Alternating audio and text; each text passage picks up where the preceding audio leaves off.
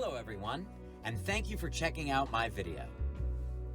Today I'm reviewing the Christian apologetic book, A Conscious Universe by Almando Calvo.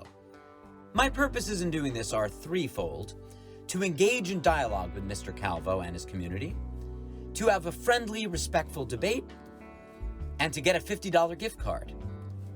You see, Mr. Calvo issued a challenge offering a monetary prize to anyone who can completely destroy every one of his arguments in the book.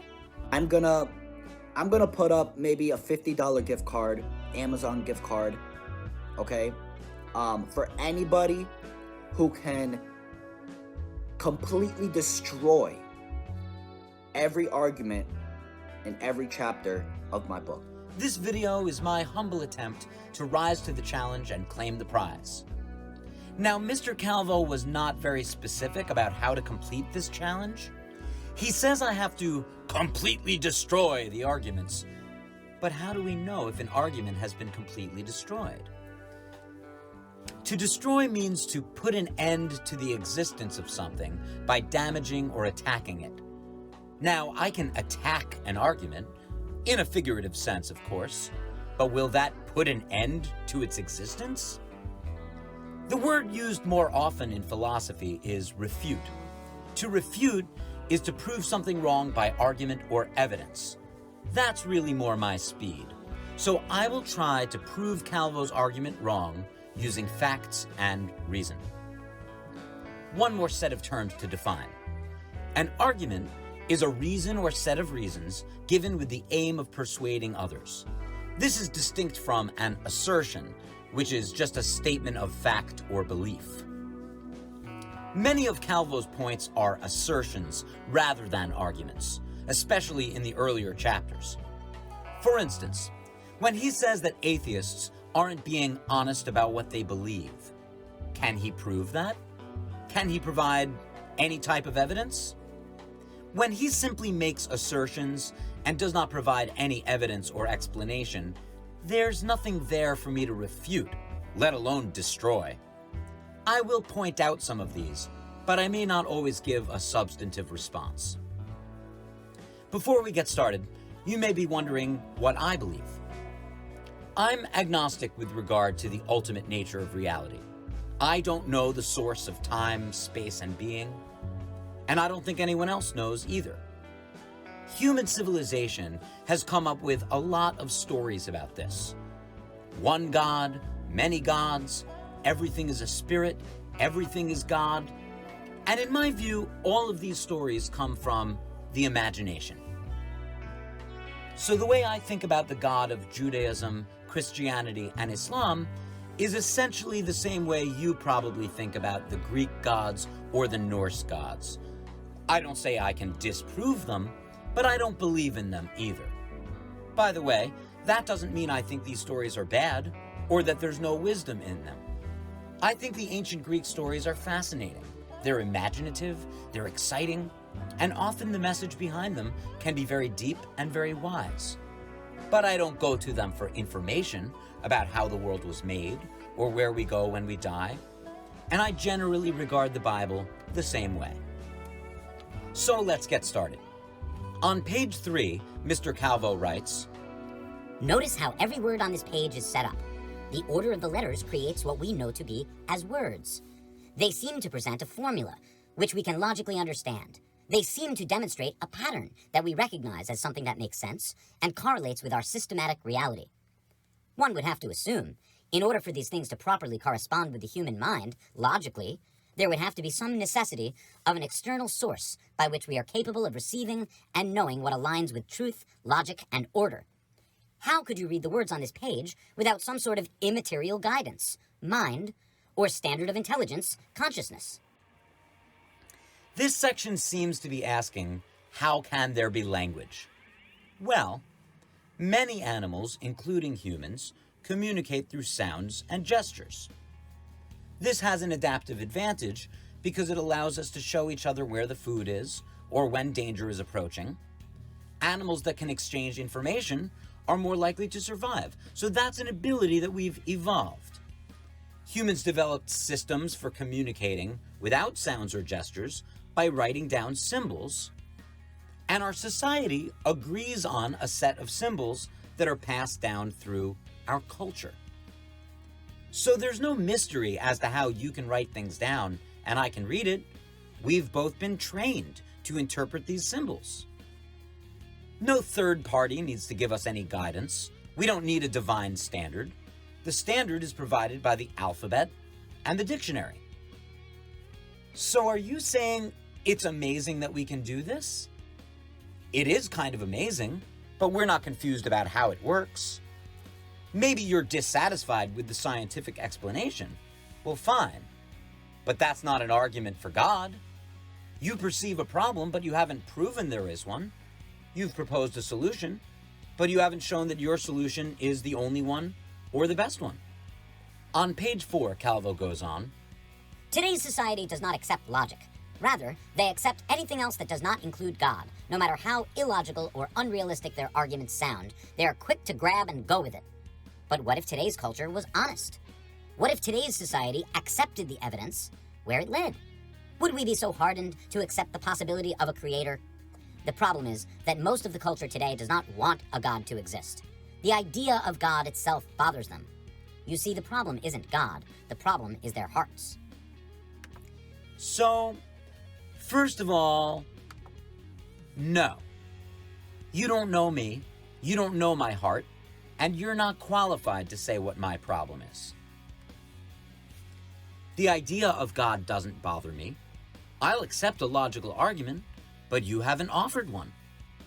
This is what's known as the ad hominem fallacy, where you attack the other person's character instead of making an argument. Calvo says that atheists Have to deal with the burden of proof. They argue that there is no evidence for a creator, but that's simply nonsense. It's a tactic they use so they don't feel the need to provide evidence. So the thing is, you're claiming there's something out there. You're claiming that you know what it is. You're claiming that it's a God. If you're going to make that claim, it stands to reason that you'd have some burden to support the claim. I'm not claiming to have the answers. I'm hearing all these different stories. There are 12 gods. There are 1,000 gods. Everything is God. There's a God and he's one person. There's a God and he's 3 people.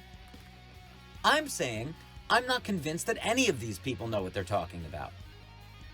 I can't prove that your theory is not true, but I don't believe it because it sounds made up and I don't find the claims compelling.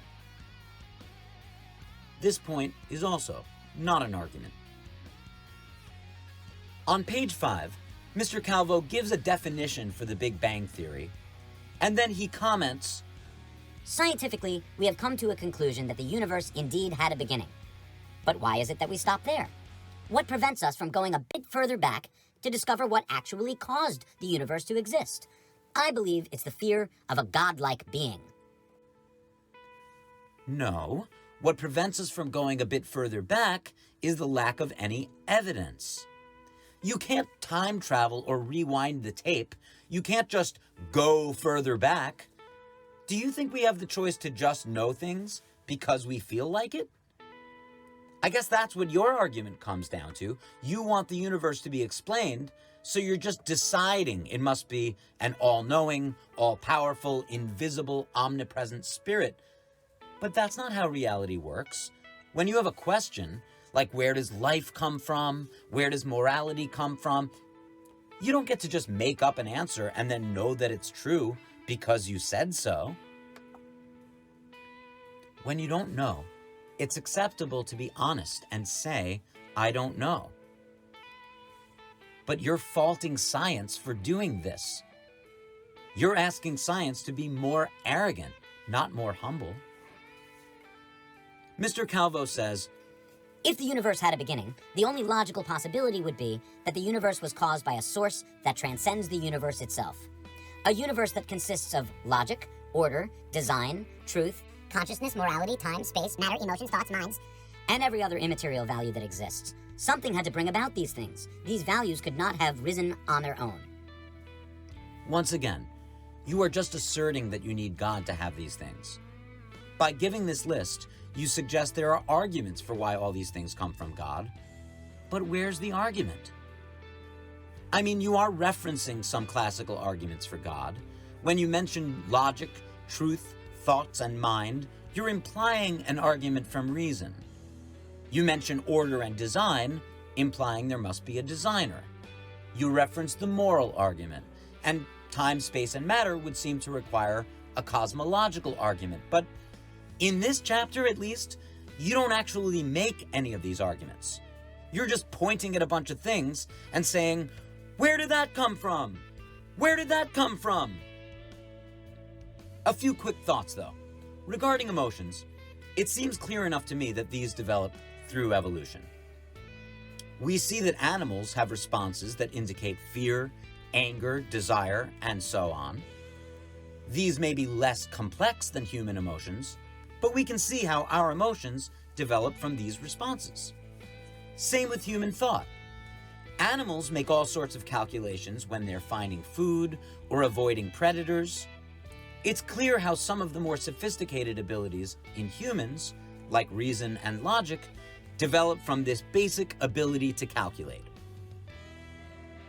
In my view, morality also grew out of biological instincts. You start with self-preservation, or preservation of one's genes, but since we're social animals, protecting self and offspring is extended to the protection of our tribe. As we've become more sophisticated and more philosophical, we extended our tribe to include the whole human race, or even all creatures. These principles are not put in our heads by evolution, as if all of morality is embedded in biology. Morality has its roots in biological instinct, but it develops in each culture.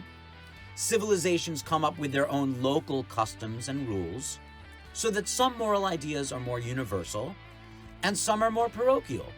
The more universal ideas are the ones most deeply rooted in our biological heritage. But I'm not claiming that I can explain everything. We live in an amazing, mysterious world. I look at nature and the abilities of human beings with a feeling of awe and childlike wonder. But none of this tells us what we should believe about how it happened. There are different theories. Just asking the question, how did this happen, does not help us decide. One more thought from page 5. At the bottom of the page, Calvo says, The moment atheists start to try and reason their way around, they find themselves not only contradicting their position, but becoming thieves of the theistic world. Once again, this is just hinting at an argument rather than making it, but the phrase thieves of the theistic world alludes to the idea that logic and reason are somehow the exclusive domain of God believers, and that anyone else purporting to use reason is appropriating it or stealing from God. I wanted to address this because it is so audaciously arrogant and so demonstrably false. Logic and reason are absolutely not the exclusive domain of theists. Philosophers have been using logic for thousands of years, whether they were theists, atheists, agnostics, pantheists, or whatever. Logic and reason belong to everybody. Now, people like Almando Calvo want to come along and say logic belongs to people like him, like Christopher Columbus landing on a continent full of people and saying he discovered it. Columbus didn't discover America, and Christians didn't invent logic. I know what you really mean is that reason and logic only work because of God, so it's actually like a God thing. That is your claim, but you have not proven this. You haven't even provided any evidence for it. So for you to act like no one else is allowed to use logic just comes off sounding ridiculous. On page 7, Mr. Calvo goes back to the origin of language.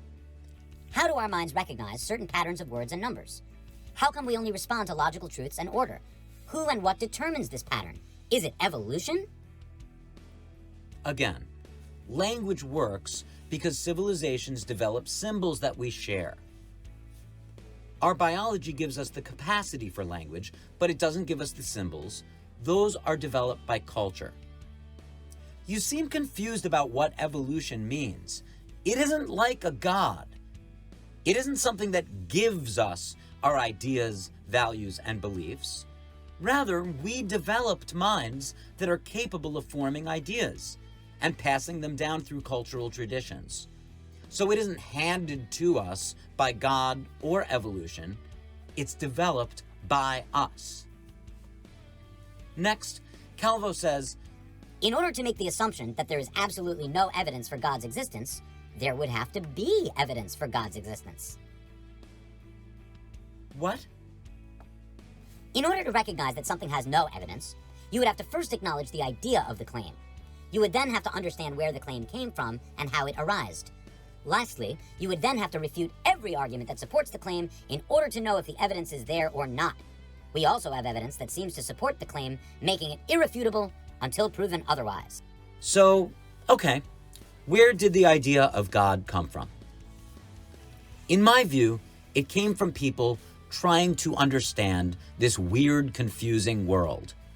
They saw the wind, the trees, the sun, the moon, and the stars, and they wanted some kind of explanation. So they imagined that all these things were animated by some magic force or forces. People came up with words like God and spirit to describe the magic forces they assumed were powering the world. You and I agree that most of these claims are false or made up or imaginary. But if your claim is irrefutable until proven otherwise, then so is Lord Krishna and Zeus and Athena and ghosts and fairies and all the rest. But no, that's not how it works. We don't just automatically believe whatever is claimed. There has to be some positive evidence beyond irrefutable until proven otherwise. You evidently agree with me about this, because your next move is to compare claims about God with claims about aliens and Bigfoot. This is a good move. We need to establish some standards for judging these types of claims. Calvo proposes a series of questions to ask about each of these phenomena. Can it be proven? Does it have observable effects? Do we have good reason to believe it? What exponential evidence do we have? And have we seen anything that points to it that's verifiable as true?